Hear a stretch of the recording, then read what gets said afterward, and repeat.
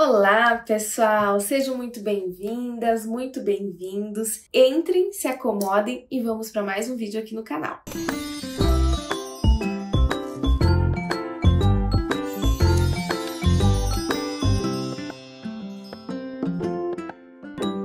Se você caiu de paraquedas, me segue aqui, se inscreva e ativa o sininho, porque todo vídeo você vai ser notificado em primeira mão. Vamos lá? E o tema de hoje é síndrome de burnout. Você já ouviu falar em burnout? O que isso significa? E como lidar com essa situação que acomete muito cada vez mais a vida das pessoas?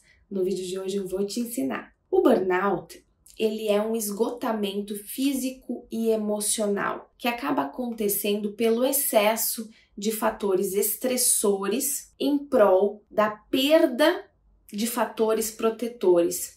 E são respostas de um estresse crônico que a pessoa vive. Eu já tive pacientes aqui no consultório que comentaram comigo, fizeram uma analogia como se eles estivessem numa areia movediça e que para sair dali, só alguém realmente resgatando.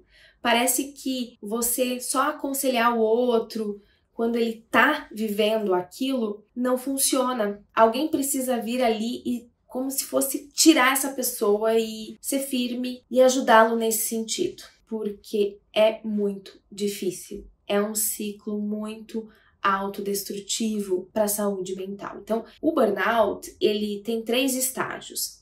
O primeiro estágio é o hiperfoco, onde você fica ali 90%, do seu tempo, da sua energia mental voltado para algumas atividades. Podem ser profissionais, podem ser pessoais. Não necessariamente a gente está falando de burnout linkado ao trabalho, que é mais comum. É onde a pessoa ela vai tendo perdas sociais, ela acaba se esquivando, evitando isso.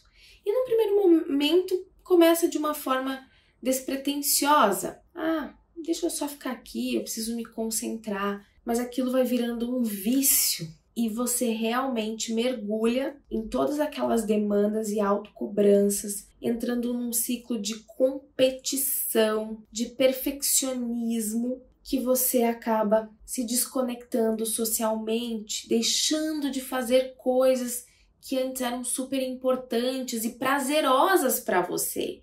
Porque é nesses momentos de prazer, de descontração, que a gente recarrega as nossas energias. Então é muito importante, inclusive, não fazer nada ou fazer algo que não demande muito esforço, porque a mente, ela é realmente inquieta e quanto mais estímulo você dá para essa mente, mais ela vai respondendo. Então a gente precisa saber parar. Então esse é o primeiro estágio do hiperfoco. Depois avança para o estágio da ansiedade, da irritabilidade. Então a pessoa começa a ter comportamentos mais agressivos. Qualquer fala de algum familiar ou de alguém próximo da pessoa, ela responde de maneira muito agressiva, muito irritadiça. Ela não consegue ter ali aquele autocontrole. A pessoa muitas vezes pode ter crises de ansiedade, palpitações, sudorese excessiva, falta de ar, tremores, todos aqueles sintomas da ansiedade e irritabilidade, porque acaba que essa pessoa tá tão sob controle, desse estresse e de todas essas demandas e não tá vendo saída, que qualquer gatilho externo, por menor que seja, é suficiente para despertar todos esses sentimentos negativos. E a própria pessoa, ela às vezes nem consegue perceber, porque ela não está consciente desse processo. Até que ela começa a ouvir os feedbacks das pessoas que estão ao redor. E aí ela se dá conta, nossa, essa pessoa falou isso, aquela pessoa falou aquilo. E é difícil, quem tá junto compreender também, porque vem muitos pensamentos negativos, inclusive nas pessoas que estão ao redor. O que aconteceu? Por que ela tá assim? Até você ter essa percepção ou algum familiar ter essa compreensão, leva um tempo. E o terceiro e último estágio é o estágio da apatia. Então essa pessoa acaba entrando nesse estado de apatia mesmo, ela não tem mais vontade de fazer nada, nem as coisas que são da sua obrigação ou que principalmente trazem prazer, satisfação, bem-estar para ela. Ela não vê mais sentido nas coisas, ela não vê mais sentido naquilo que antes fazia o olho dela brilhar, naquilo que fazia ela levantar da cama, naquilo que trazia motivação para ela ir em busca dos seus objetivos, porque ela chegou nesse estágio de exaustão. E é importante falar, gente, que o burnout, ele não acontece só por um excesso de trabalho, por exemplo. Estou falando aqui no ambiente corporativo, mundo corporativo.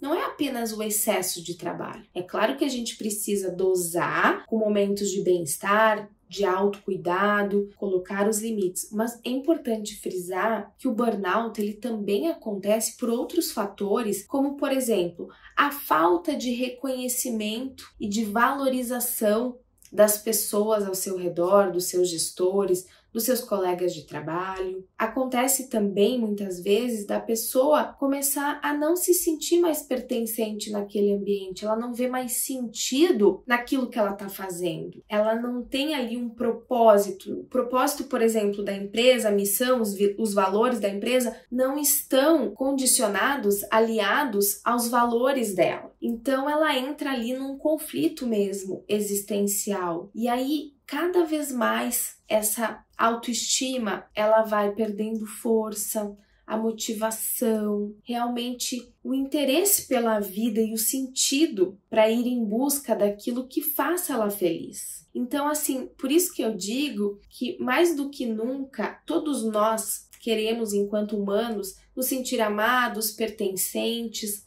capazes, úteis para um bem maior, para a sociedade. A gente precisa ver que ali o papel que a gente desempenha, o trabalho que a gente faz, ou então às vezes uma função, cuidar de alguém, de um ente querido, a gente precisa ver que aquilo tem valor e que aquilo tem resultado, que a força do nosso trabalho, da nossa energia, da nossa dedicação tá ali tendo recompensa, tá fazendo sentido para outra pessoa ou para um grupo maior. Isso traz muito bem-estar, isso traz muita satisfação pessoal. Isso tudo vai nos movendo cada vez mais. Então, gente, é muito importante a gente cuidar desses fatores protetores. Então, primeira coisa, se você vê que alguém está passando por isso, ou se você é essa pessoa, não adianta agir em doses homeopáticas, a não ser que você esteja na fase inicial. Mas se você já está ali naquele espiral negativo, de esgotamento, de apatia, você precisa realmente buscar ajuda.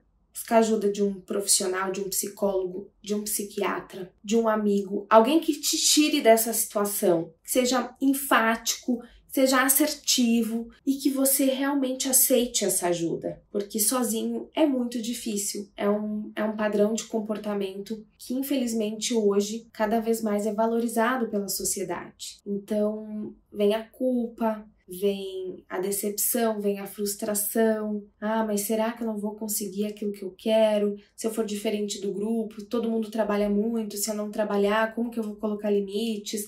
Então vem um excesso de pensamentos negativos.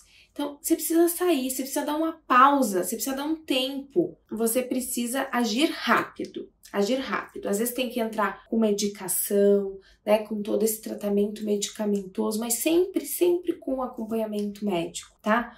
O médico não é só aquele que prescreve, o psicólogo não é só aquele que detecta o problema, mas é aquele que vai te ajudando, vai te guiando a enfrentar, porque todo o processo de mudança, ele tem ali desafios, não é fácil mudar, não é fácil você mudar um hábito, mudar um padrão de comportamento. Nesse processo todo, você também tem perdas, e é difícil lidar com essas perdas. Então, você precisa de alguém ali te auxiliando, quer seja um amigo, mas de preferência um profissional, porque esse assunto é muito sério. E é importante a gente falar sobre isso para cada vez mais as pessoas terem essa consciência e começarem a estabelecer limites. Limites de autocuidado, limites de amor próprio. A gente não precisa entrar naquele circuito excessivo de perfeccionismo, de uma autocobrança exagerada, de atender todas as demandas do mundo. A gente precisa estar bem, com equilíbrio, com saúde mental, com autocuidado. Isso sim faz toda a diferença. Espero ter ajudado. É isso, pessoal. Quem me segue aqui no canal, vai lá pro meu Instagram, se você é psicólogo, tayana.broto. Eu dou várias dicas de como se posicionar com autoridade, reconhecendo o valor da sua marca. Um beijo grande e até o próximo vídeo.